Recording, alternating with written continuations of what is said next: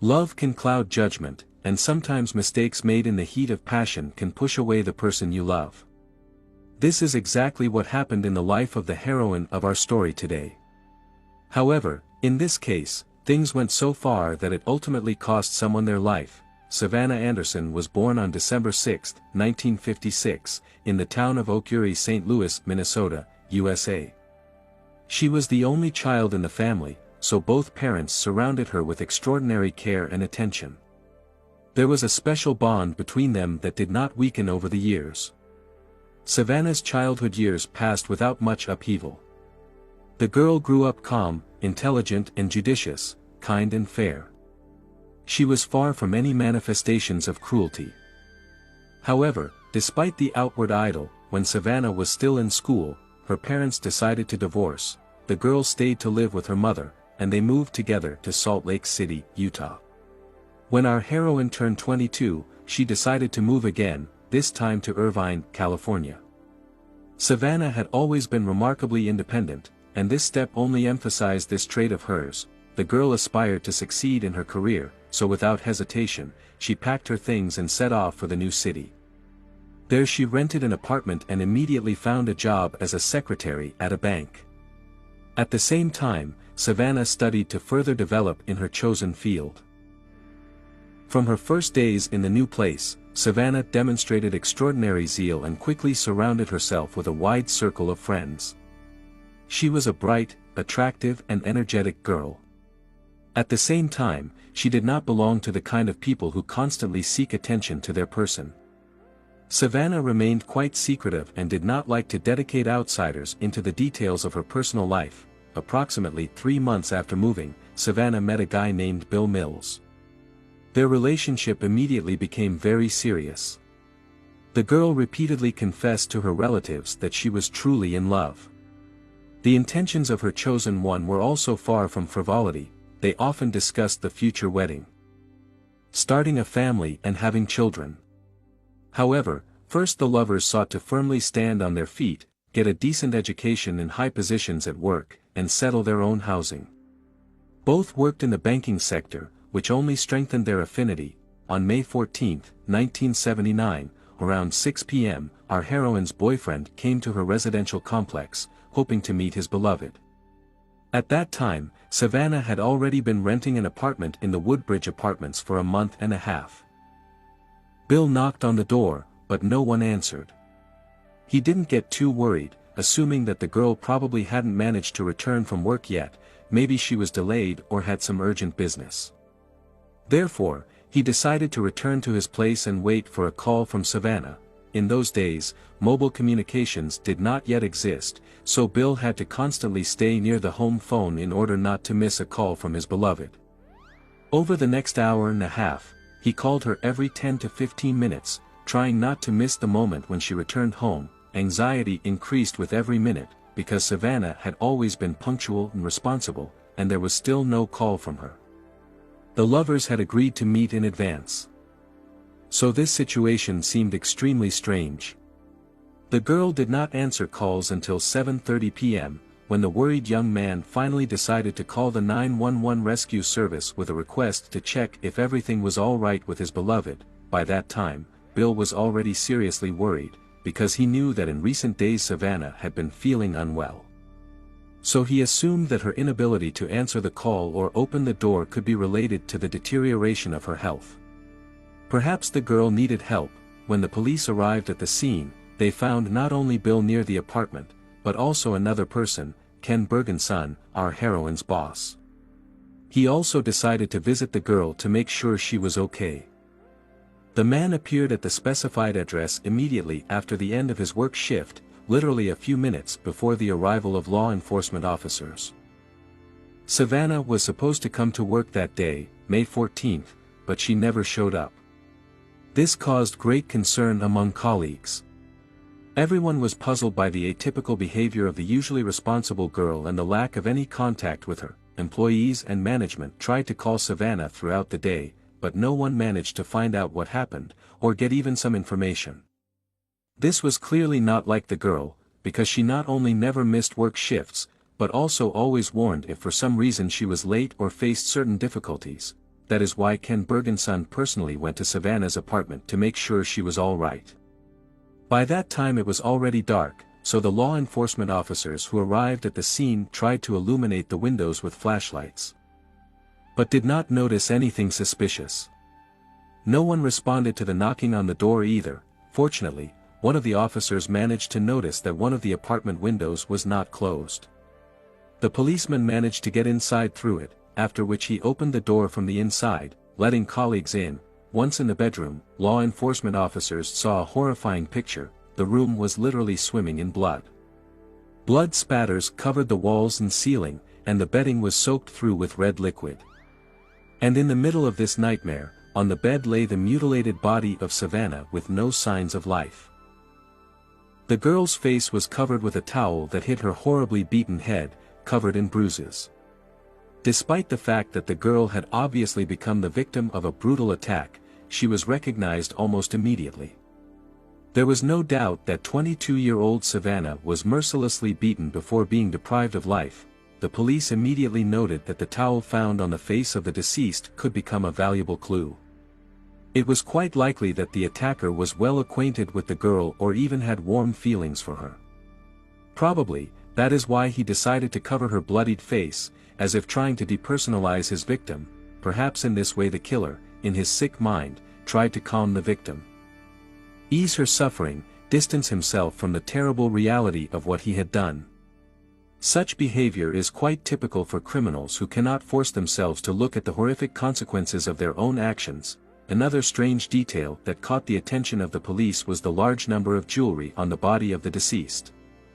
On Savannah's neck, a pendant was found, with the clasp located in front, not in the back, as usual. The girl's wrists were adorned with several bracelets, a watch, and numerous rings. The number of accessories was clearly excessive. Experienced investigators suggested that all these jewelry could have been hastily put on the girl after her death. But it remained unclear why the killer needed to do this.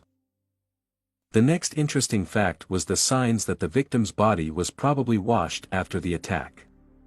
Bloody drag marks indicated that Savannah had been moved around the apartment. However, no traces of blood were found in the bathroom or sink. Instead, the entire apartment was literally dotted with similar stains. However, Savannah herself looked too clean. All this did not at all fit with the large number of injuries from blows with a blunt object and the prolonged brutal beating that the girl had suffered. The totality of the evidence found suggested that the criminal could have been obsessed with Savannah. The apartment door was not broken, so the girl herself let the killer into her home. Or he got inside through the window. At first glance, nothing of value disappeared from the apartment. On the contrary, the jewelry remained on the body. So the version of the robbery had to be discarded. It was possible to find signs that indicated a probable but all this required a more thorough check. Given that in 1979 the possibilities of forensics were far from modern, the main attention of the police was focused on the search for fingerprints, palm prints and footprints. On the wall in the apartment, a palm print was found. Another fingerprint was found on the inside of the toilet lid. However, the killer's hands were so heavily splattered with blood that only very blurry, fragmentary traces were obtained. At that time, it was not possible to fully use these prints due to their poor quality. The victim of the attack clearly tried to defend herself, as evidenced by numerous defensive injuries all over her body. The girl was strangled, but continued to resist the criminal. Traces of her own nails were found on her neck. Obviously, Savannah was trying to push the attacker's hands away or pull something off herself that he was trying to throw around her neck. Against the background of the frenzied violence, there was no doubt that the criminal came to this apartment with a single goal: to kill. In addition, the suspicions were confirmed that the girl knew her abuser. According to the forensic expert, the death of the heroine of this story occurred around 2 a.m. on May 14, and the cause was strangulation, most likely with bare hands. This was evidenced by areas of scraped skin, injuries that the girl in despair inflicted on herself, desperately trying to save her own life. In addition to strangulation, the girl suffered several powerful blows to the head with a blunt object. The examination revealed that the victim had a broken jaw, several fingers and knocked out teeth. In addition to all these horrors, Savannah became a victim of a brutal. Having weighed all the collected evidence, the investigators decided to first talk to the deceased's boyfriend, Bill. After all, most likely, he was the last one who saw the girl alive on the eve of the evening. Experience suggested that in such crimes, the person closest to the victim is often involved. However, according to friends, Bill was a good-natured and calm guy, not at all prone to manifestations of aggression. There were never any conflicts or serious problems in the relationship of this couple. During the interrogation, the young man said that he had been dating Savannah for about 3 months. Their romance began even when the girl lived in her previous residential complex, and continued after her move to a new house. In this apartment, Savannah lived for only a month and a half and barely had time to get acquainted with the closest neighbors. As it turned out, Bill last saw his girlfriend on May 13th. They spent a cozy evening together, relaxing and enjoying each other's company. Around 10 p.m., the guy left, because both of them needed to get up early for work the next morning. The lovers agreed to meet again on May 14th at 6 p.m. However, Savannah never got in touch again. All this time, Bill's behavior corresponded to the image of a grieving young man who sincerely and deeply experienced the loss of his beloved. The detectives had almost no doubts about his non-involvement. From the very beginning of the investigation, Bill expressed a sincere desire to assist the police in every possible way. The only exception was his refusal to undergo a lie detector test, which was done on the advice of a lawyer. Both motivated this decision by the low accuracy of this technique. Despite some suspicion of such a step, the police practically had no doubt about Bill's non-involvement in this terrible crime. At least it was obvious that Savannah desperately resisted her attacker. Such a number of defensive wounds were found on her body that the criminal simply could not remain unscathed. The absence of any bodily injuries in the deceased's boyfriend convinced the detectives of his innocence, so Bill was released for the period of the examination of fingerprints and palm prints found at the crime scene. In those days, such studies took much longer than now. It was planned that all the necessary tests would take at least a few weeks. The next person who attracted the close attention of the investigators was the direct supervisor of the victim, Ken Bergenson. During the interrogation, the man admitted that he had met Savannah not so long ago, namely after her employment at the bank. According to Ken, a warm, almost family relationship developed between them. He treated the girl like his own daughter, and even helped her move to a new apartment. They often communicated at work and could sometimes have a drink together after the workday. But, as Ken assured, their communication never went beyond the limits of ordinary friendship. In addition, the man was married, and his wife fully confirmed Bergenson's words. No traces of a struggle or defensive wounds were found on Ken's body either, which Savannah would inevitably have inflicted on him if he had been the killer. Just in case, Bergenson's fingerprints and palm prints were taken and sent for examination. After that, the investigators were forced to let the man go. In fact, this exhausted the list of suspects. Savannah had no bad habits and did not associate with criminal elements, so the search for the criminal reached a dead end. Now the detectives decided to interview the neighbors of the deceased, as well as the employees of the residential complex. After all, at least 2 security guards were on duty here all the time, who could have noticed something suspicious. The first of the employees of the residential complex who came to the attention of the investigation was Chuck Duell. He was on duty on the night of the attack until 6:30 a.m. From the very beginning of the interrogation, the man told the police that he was hardly acquainted with the deceased girl. They only said hello when they met. Chuck recalled that in all that time he had only one interaction with Savannah outside of work moments.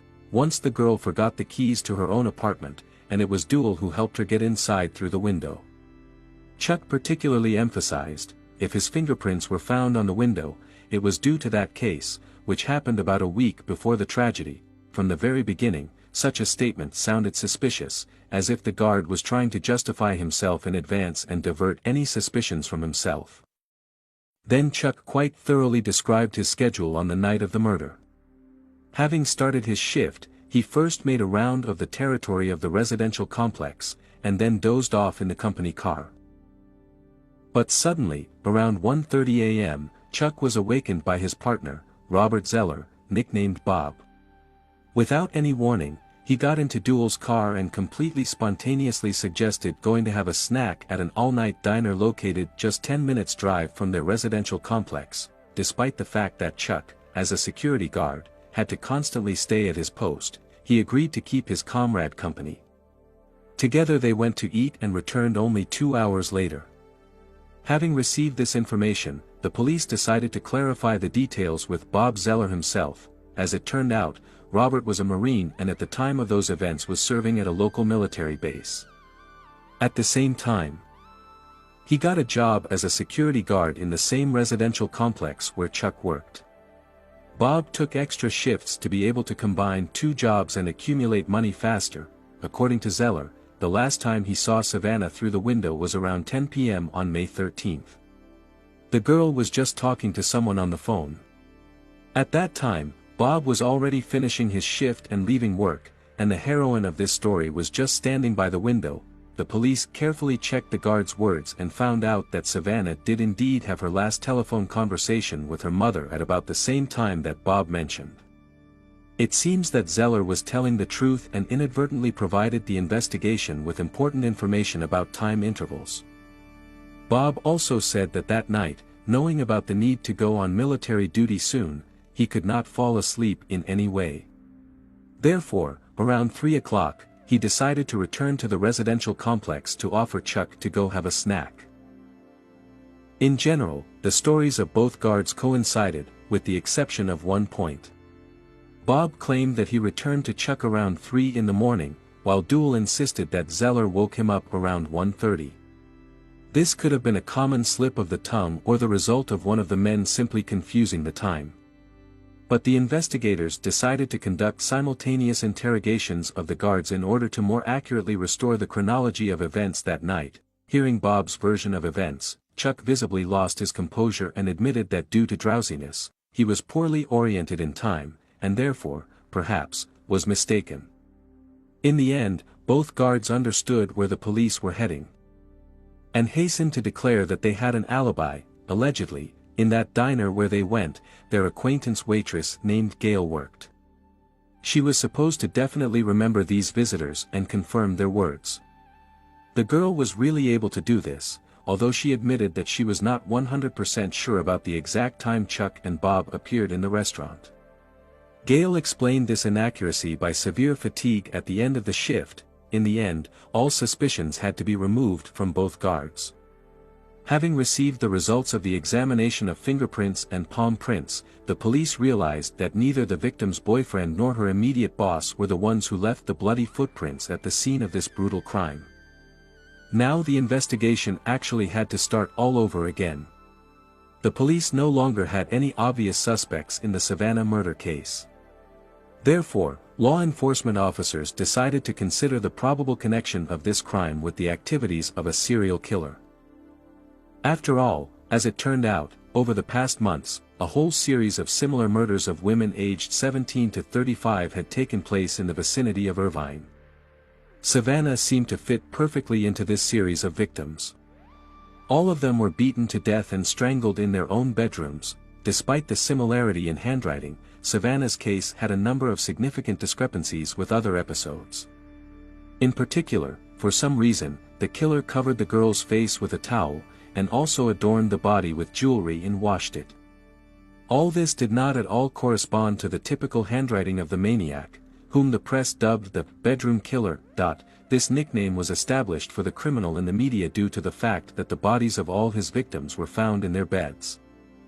Experts carefully checked and compared the fingerprints removed from the crime scenes, but in Savannah's case, no matches were found. It became increasingly obvious that the girl's death did not fit into the series of previous murders. Probably, Savannah's real killer tried to deliberately imitate the style of the bedroom maniac, in order to lead the investigation astray and shift the blame onto a serial criminal. However, these attempts were unsuccessful. The detectives were convinced that Savannah personally knew her killer. This was evidenced at least by the presence of a towel on the face of the deceased. So law enforcement officers continued to carefully study the girl's immediate environment in search of the perpetrator. The investigation dragged on for long months and years. 5 years had passed since the moment of the murder, and the crime still remained unsolved. It seemed that the investigation had reached a complete dead end. During all this time, not a single new clue had appeared. The situation began to change when a new detective came to the police station and decided to take a fresh look at the Savannah murder case. He immediately dismissed the version about the involvement of a serial killer and instead focused on the security guards of the residential complex, whose testimonies were extremely contradictory and suspicious. The new investigator suggested that the girl's murder was more likely a spontaneous crime than the result of someone's plans. In his opinion, the person who committed this terrible act felt deep remorse. This could explain the attempts to wash the victim's body, decorate it, and cover the face with a towel. The detective decided to start re-interrogations with Chuck Duell. He was asked to recreate the events of that fatal evening once again. When Savannah's life was cut short, Chuck repeated his previous story, but this time there were some discrepancies and new details in it. In particular, the guard recalled that when he, having started his shift, made a round of the territory and dozed in the company car, Bob Zeller sat down next to him. Interestingly, Chuck's partner was not wearing a uniform shirt, but an ordinary t-shirt. In addition, Duell now suddenly began to insist that he and Bob had never been close friends. It turns out that before that memorable night, they had never spent time together and did not go to any recreation facilities or bars. Chuck admitted that it was the first time, and he agreed to his partner's proposal only because it was calm around the residential complex, and he himself was very hungry. Another important detail that Duell recalled this time was Robert's attitude toward Savannah. According to Chuck, once Bob confessed to him that he was not indifferent to the girl, because she always smiled at him amiably. Zeller allegedly even intended to propose to Savannah to date and enter into an intimate relationship. At the same time, Bob knew perfectly well that the girl had a boyfriend, but this did not stop him at all. He was determined to approach Savannah and frankly express his feelings. Zeller repeatedly stated that he did not care what this would lead to, but he felt that he simply had to confess his love to the girl. Chuck understood that there was nothing and could not be anything between Bob and Savannah. The girl just politely smiled when meeting, as befits a well-mannered person. This did not at all mean that she somehow particularly sympathized with Zeller. Savannah was naturally cheerful and benevolent, so she treated everyone equally amiably. These new details that surfaced during the re-interrogations seemed extremely suspicious to the detectives. Something in Chuck's story clearly did not add up, especially his assertion about the lack of friendly relations between the guards. But they spent time together at a diner at least once and even talked about quite personal topics. It turns out that they were by no means barely acquainted, as Duell now presented it. It seemed that the probable criminal deliberately added details to his story that were supposed to divert all suspicions to Bob Zeller. But was it the truth, or was the real killer just trying to shift the blame onto an innocent person? Chuck himself insisted that during the first interrogations he simply forgot to mention these details, and now they suddenly surfaced in his memory. Allegedly, he kept scrolling through the events of that evening in his head, trying to get to the truth and understand what really happened then. However, Duell could not explain why he himself did not contact the police and did not tell all this before, as soon as he remembered. And instead he decided to reveal new details only after the investigators again visited him with another portion of questions. After that, the detectives decided to kill two birds with one stone. They had almost no doubt that one of the security guards of the residential complex was involved in the murder of Savannah. So the palm prints of both suspects, both Chuck and Bob, were urgently sent to the laboratory for examination. Thanks to the progress in forensic technologies, the identification of materials found at the crime scene, and their comparison with data accumulated over many years of investigations of similar events, took only one day. Up to this point, the criminal's fingerprint left on the toilet lid was so contaminated with blood that it could not be read and identified. However, the latest digital analysis technique made it possible to perfectly process the trace. Tests confirmed that the bloody print belonged to Bob, the guard of the residential complex. Investigators were able to identify 24 points of coincidence between the print and the suspect's palm. At that time, Robert Zeller lived in his own trailer in the city of Brea, California. In the 5 years that had passed since the crime, he managed to get married and become a father. His life was full of ups and downs. The man barely made ends meet, trying to provide for his family, and struggled with bad habits. During the interrogation, Robert repeated the same story that he had told 5 years ago, denying any involvement in the murder. However, the longer the communication with the investigators lasted, the more the suspect became nervous, made mistakes and contradicted himself. The police pointed out the obvious discrepancies in his testimony, under the pressure of irrefutable evidence, which were his fingerprints. Bob began to lose his composure. He was extremely worried and got confused in his own words. Eventually, after several hours of interrogation, the man confessed that he was ready to tell the detectives the truth about the events of that fateful evening. As it turned out, Chuck's story about Bob's feelings for Savannah turned out to be true.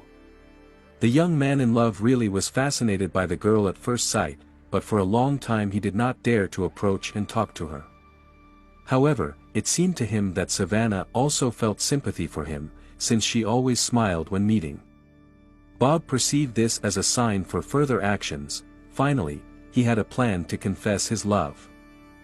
That fateful evening, seeing that Savannah was talking on the phone with her mother and not paying attention to the surroundings, Bob decided to act.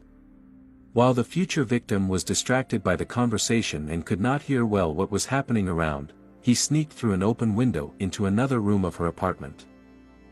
Bob was convinced that it was worth just going out to Savannah and talking to her, and she would immediately understand that there was a wonderful guy in front of her, with whom it was worth building a relationship. If this plan did not work, he was going to persuade the girl to change her mind and agree to his courtship. No matter what, according to Bob, he did not expect at all that everything would turn out so terrible and go so far. The further development of events was quite predictable for everyone, except for the killer himself. He clearly hoped for a different outcome. Probably, these strange and inconsistent decisions were the result of the active use of prohibited substances, because of which Bob did not fully realize the absurdity of his own actions. When 23-year-old Bob Zeller came out of the bedroom, Savannah had already finished her phone conversation. The horrified girl screamed and tried to kick the uninvited guest out. At this time, Bob kept repeating over and over again that he was a good guy who had feelings for her, so Savannah had to give him a chance. But everything went wrong from the very beginning. The girl did not listen to him, continuing to call for help and demanding that Bob get out of her apartment. Realizing the failure of his plan, Robert was gripped by fear. He was confused, not knowing what to do next, but he understood that the girl had to be silenced. The young man feared the inevitable problems with the law and the loss of positions in the army and security, if he was exposed. Of course, this was not at all part of his plans. The guard of the residential complex grabbed Savannah and tried to cover her mouth with his hand, but this only made the situation worse. The girl began to struggle, trying to break out of the room and call for help outside the apartment. Without much thought, Bob hit her on the head with a blunt object several times. Savannah lost consciousness and collapsed to the floor. Having lost control of himself, the guy knelt down in front of his victim and strangled her. After that, Robert rushed out of the bedroom. Noticing that Chuck was making a round of the residential complex, Bob was afraid of being exposed for his crime. He quickly took off his bloodied guard uniform, crumpled it in his hands to hide the blood stains, and went home. At home, Robert took a shower, changed clothes and decided to return to the apartment of the deceased. This time he intended to the body in order to finally get what he wanted. To suppress the remnants of his conscience, he took a hefty dose of prohibited substances. Wanting the body to be clean before the abuse, the criminal dragged the dead Savannah into the bathroom and washed her.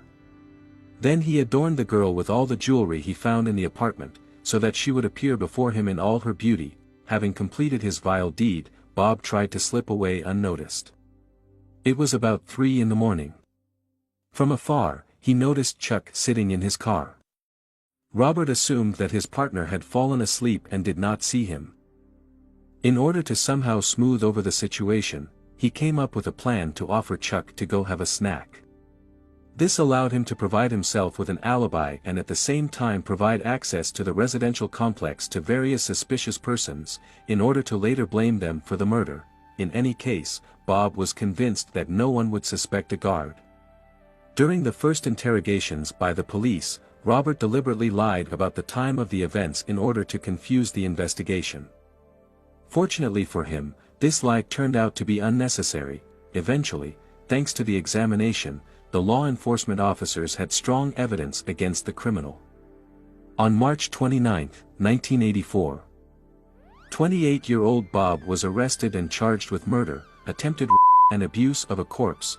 Convincing evidence, including a recording of his confession, made it possible to quickly prove his guilt to the jury. However, the criminal's lawyer was not going to give up, because his client was facing the death penalty.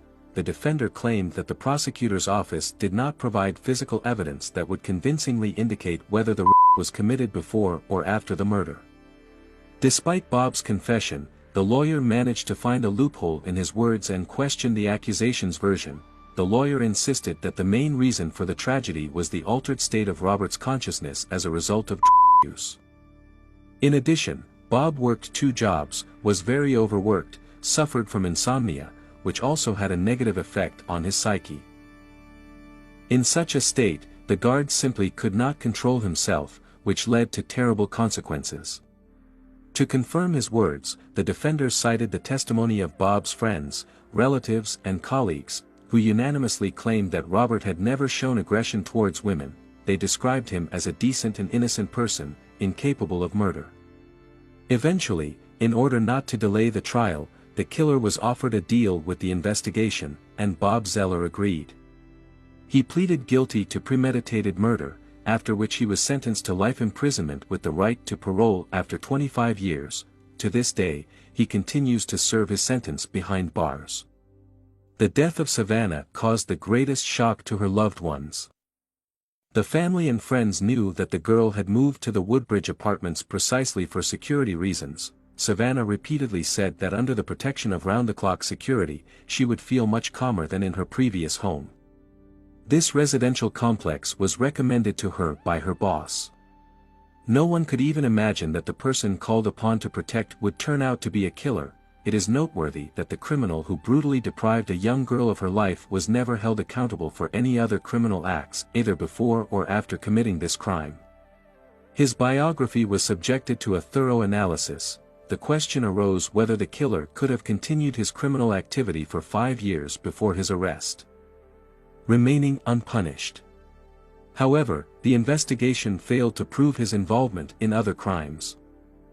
Regarding the 7 women killed long before Savannah, Bob Zeller categorically denied his probable participation in these crimes.